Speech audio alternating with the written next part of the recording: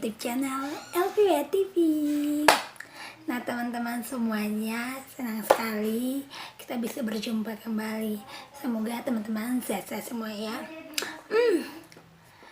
Gimana nih pertandingan semalam? Karena saya adalah tim Barcelona, jadi buat teman-teman Barcelona semangat ya. Dan untuk teman-teman yang lain, para hatersnya Barca, please jangan cuit-cuit lagi ya. Oke teman-teman, kita lupain pertandingan semalam ya, kita lupain bola. Nah, kembali lagi di segmen ngobrol bareng with Elvi. Nah teman-teman pasti udah tahu pembahasan kita hari ini apa. Jadi pembahasan kita hari ini tentang perempuan dan standar kecantikan. Teman-teman pasti penasaran kenapa saya bisa mengambil topik tentang standarisasi kecantikan ini. Sebenarnya alasan saya mengambil topik ini berangkat dari keresahan saya dan teman-teman saya, khususnya biasanya teman-teman lazimnya teman-teman dari timur, yang mana kita hidup di negara kita Indonesia ini dengan sudah adanya sebuah standarisasi kecantikan, bahwasanya perempuan cantik itu harus perempuan yang putih, perempuan yang berambut panjang, perempuan yang bertubuh bagus, bertubuh langsing, dan beberapa standarisasi yang sangat banyak, dan membuat banyak perempuan khususnya merasa insecure terhadap dirinya.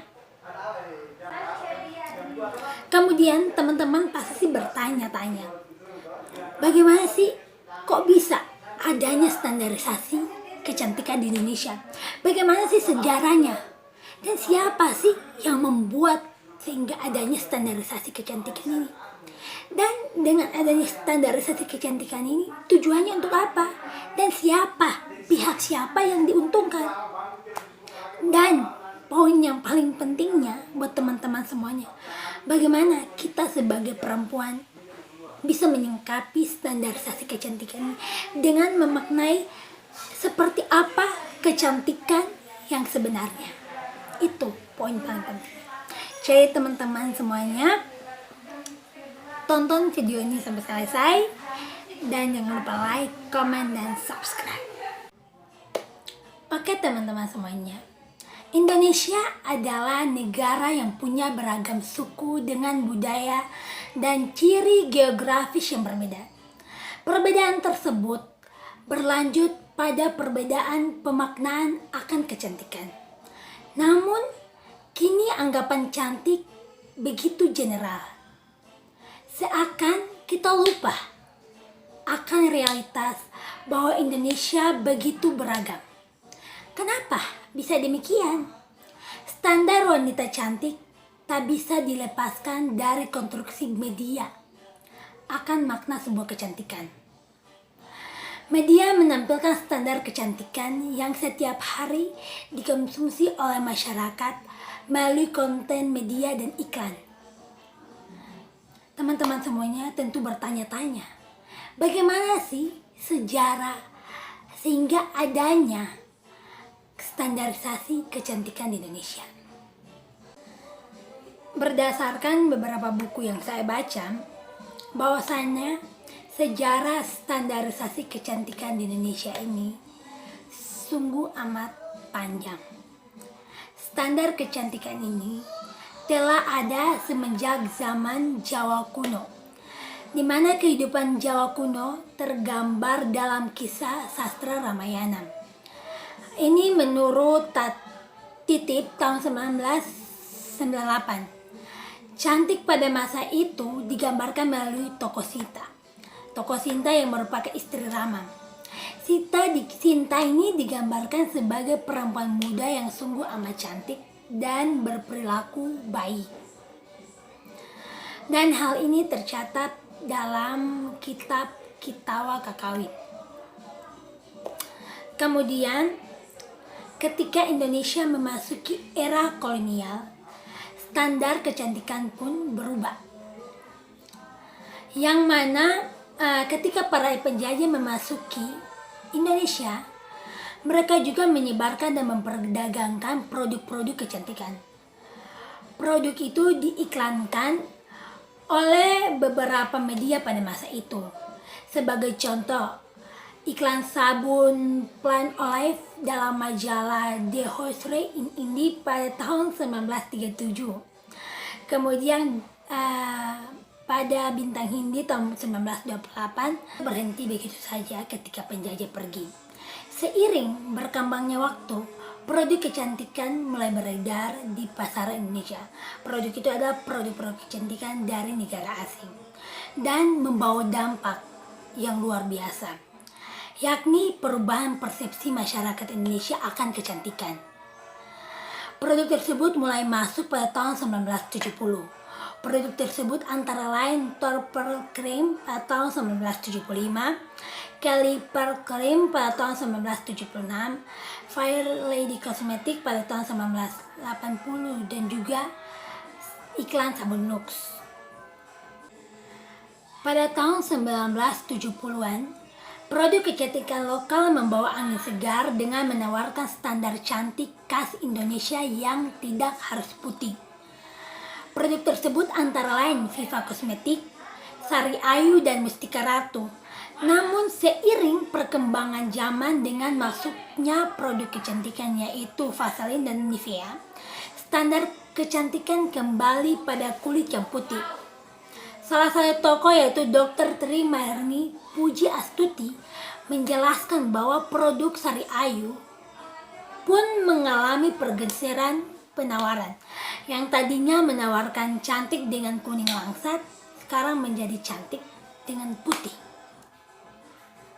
Penjelasan tersebut dikutip dalam sebuah buku yaitu buku Ita Yulianto pada tahun 2007, yaitu pergeseran makna dari kuning langsat ke putih, menandai adanya dekonstruksi warna kulit.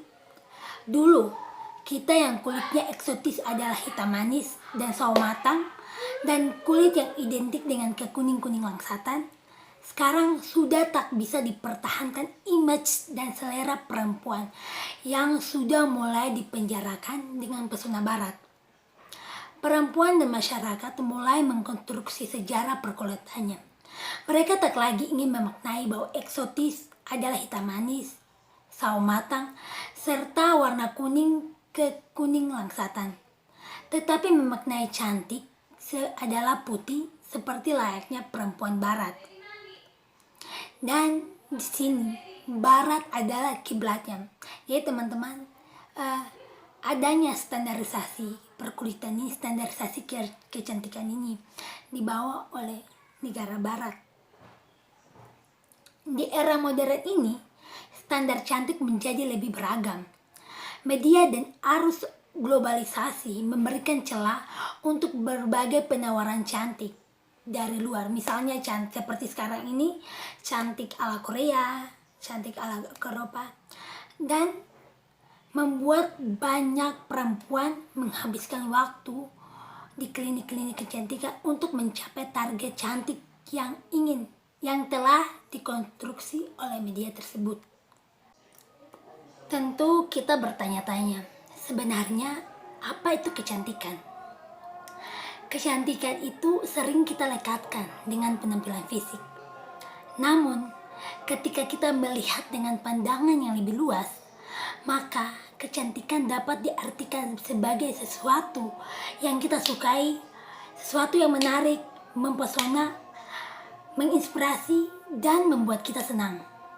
Berdasarkan pernyataan itu, kecantikan itu merupakan perasaan senang yang muncul dalam persepsi atau pandangan masing-masing orang.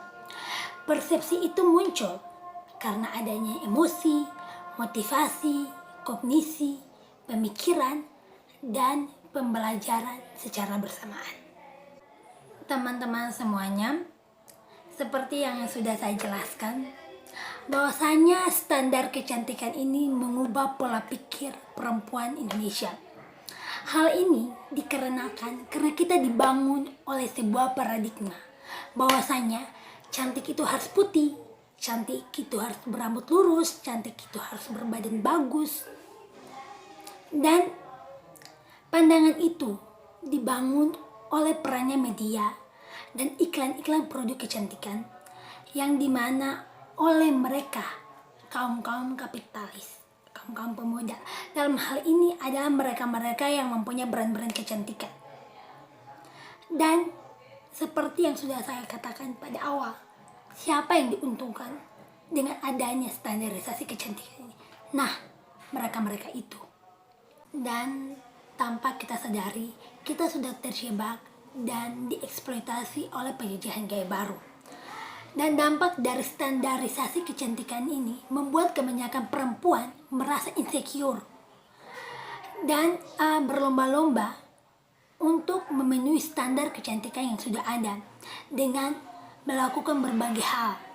Misalkan diet yang keras, melakukan operasi plastik, dan beberapa tindakan lainnya yang dibilang ekstrim. Dan beberapa studi lebih lanjut menjelaskan bahwa diet karena ingin memenuhi standar kecantikan fisik turut memberikan kontribusi terhadap terjadinya masalah psikologi di kalangan para remaja perempuan. Standar kecantikan ini telah mengubah seseorang dengan melihat citra tubuhnya menjadi negatif atau body image. Akibatnya, banyak perempuan yang menganggap dirinya menjadi buruk dan berpengaruh pada kepercayaan diri dan psikologisnya. Beberapa masalah terjadi juga di kalangan remaja perempuan. Akibatnya ada standar kecantikan, yaitu beberapa masalah lain, diantaranya itu gangguan depresi, kehilangan kepercayaan dirian, gangguan makan, hingga gangguan ketidakpuasan diri terhadap tubuhnya sendiri atau terhadap penampilan tubuh. Kalau sudah seperti itu, bagaimana sih pandangan kita sebagai perempuan? Bagaimana kita memaknai akan sebuah kecantikan itu sendiri? Teman-temanku, untuk memaknai sebuah kecantikan tidak hanya sebatas tentang penampilan fisik saja. Kita harus membangun pola pikir bahwa sebenarnya perempuan itu terlahir cantik karena dia itu perempuan. Karena kalau ada yang mengatakan misalkan kamu gak cantik, itu salah. Karena sebenarnya kamu cantik karena kamu itu perempuan. Kalau kamu gak cantik berarti kamu itu laki-laki, karena laki-laki itu gak cantik tapi laki-laki itu tampan. Seperti itu teman-teman. Dan poin pentingnya adalah bagaimana kita perempuan menerima diri kita sendiri secara utuh dengan pandangan realistik terhadap diri dan potensi-potensi yang dimiliki. Dengan begitu, kita akan merasa puas dengan diri sendiri, baik secara fisik, secara mental, spiritual. Kita pun tidak merasa insecure apabila memiliki kekurangan, karena penerimaan diri kita termasuk menerima kekurangan kita. Jadi poin pentingnya itu bagaimana kita sebagai perempuan menerima diri kita. Jadi teman-teman, sepertinya kita sudah berada di ujung pembahasan kita. Setelah kita sudah membahas panjang lebar mengenai sejarah akan standarisasi kecantikan Indonesia, kemudian siapa sih yang diuntungkan dengan adanya standarisasi kecantikan ini? Kecantikan ini sebenarnya dibuat oleh siapa? Kemudian bagaimana dampak dari standarisasi kecantikan ini? Kemudian apa tuh sebenarnya kecantikan yang sebenarnya? Kemudian bagaimana kita sebagai perempuan memaknai akan standarisasi kecantikan? Nah, untuk menutup itu pembahasan ini saya punya sedikit kata-kata motivasi. Walaupun saya bukan seorang motivator, tetapi ini juga memotivasi kita, saya dan teman-teman semua yang khususnya menonton video saya yang kali ini. Teman-teman, standar kecantikan yang tidak memanusiakan kita sebagai perempuan sudah seharusnya kita tinggalkan. Kecantikan tidak seharusnya menyiksa. Kecantikan adalah tentang bagaimana penerimaan diri kita seutuhnya. Kecantikan adalah tentang bagaimana persepsi kita terhadap diri kita sendiri. Lalu, mengapa kita harus peduli dengan persepsi orang lain?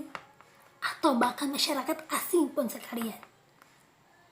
Kecantikan sudah semestinya dilihat dengan pandangan yang lebih luas.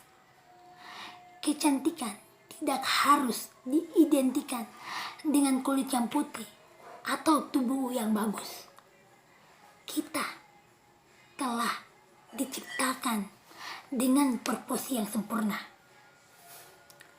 Yang perlu kita lakukan adalah mengusahakan menjadi manusia terbaik berdasarkan versi kita masing-masing. Nah teman-teman, demikianlah pembahasan kita di hari ini. Maaf bila ada kata-kata yang salah atau penjelasannya belum maksimal, karena saya juga masih proses pembelajaran. Jadi mohon dukungan dengan cara like, comment, dan subscribe. Jika teman-teman mau memberikan komentar dan saran, langsung di kolom komentarnya. Itu saja. Semoga pembahasan ini bermanfaat buat saya, kita, dan semua. Semoga kita menjadi perempuan-perempuan yang luar biasa. Bye-bye.